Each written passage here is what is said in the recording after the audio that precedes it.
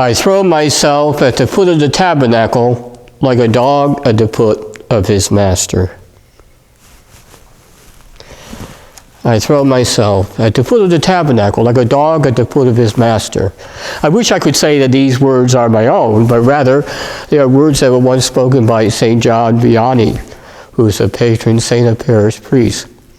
And it kind of describes my path, my understanding of the Eucharist, my love for the Eucharist, my love for the Mass. I recall that it all started back when I made my first communion. As I stand here before you, as I stand before the tabernacle, I realize that I am most happy when I'm here. When I'm here in this beautiful church, when I'm here before the tabernacle, I am most in union with our Lord when I am here. And it's a great comfort to me. It's a great awareness of the tremendous gift that the Mass is, a tremendous gift that the Eucharist is for me. Jesus' real presence in the Eucharist, the Mass itself, saying the Mass, is always a captivating moment for me. It always captivates me. I'm always drawn in. And every time I say Mass, it's a new experience for me. Something that is really important. I said it began with my first communion. I remember my first communion as if it were yesterday. I remember the songs we sang. Songs like "Take My Hands," "Eat This Bread," "Don't Know We Are Christians."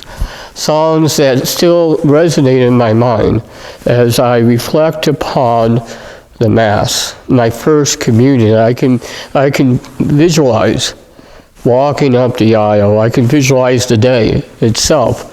And maybe there's some significance in that for me, to remember. It was at that moment when the Mass began to be a real thing for me, a real presence for me. As I think about the Mass, as I think about my priesthood, and oftentimes I'm asked the question about my priesthood, and I always respond quickly that I love being a priest. I love saying Mass. I love standing here before the people of God saying the Mass.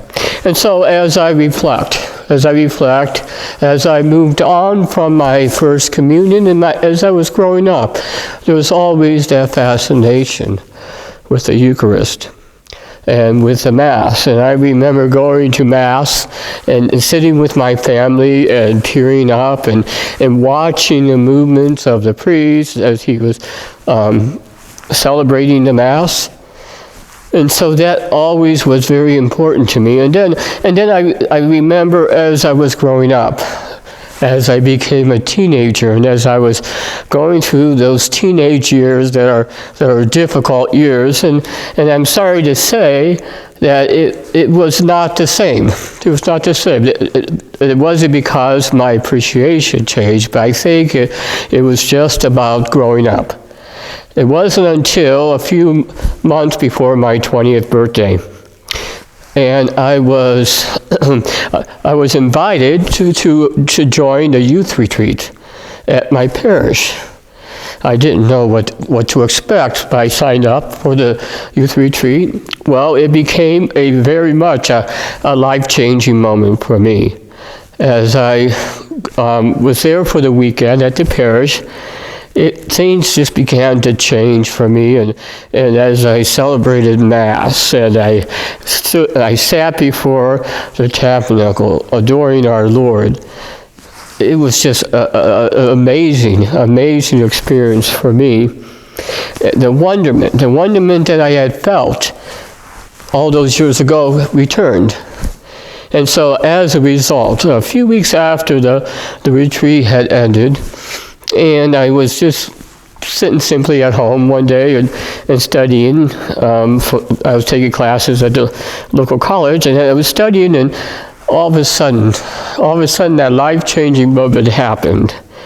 And as a result, as as an awareness of the call of our Lord, I decided to enter the seminary. A few months later, I was at the seminary, and as I recall, almost immediately that sense of wonderment returned, and it was just such a wonderful experience for me.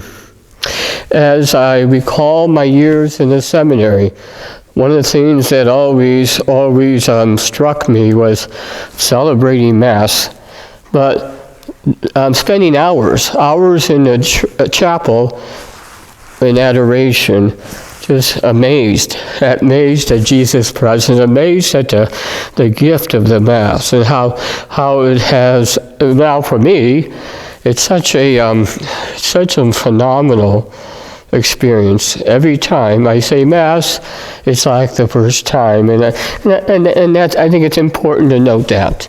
It is not something that I take for granted. It's something that I feel very privileged to do. And I'll be celebrating 23 years as a priest in just a few weeks.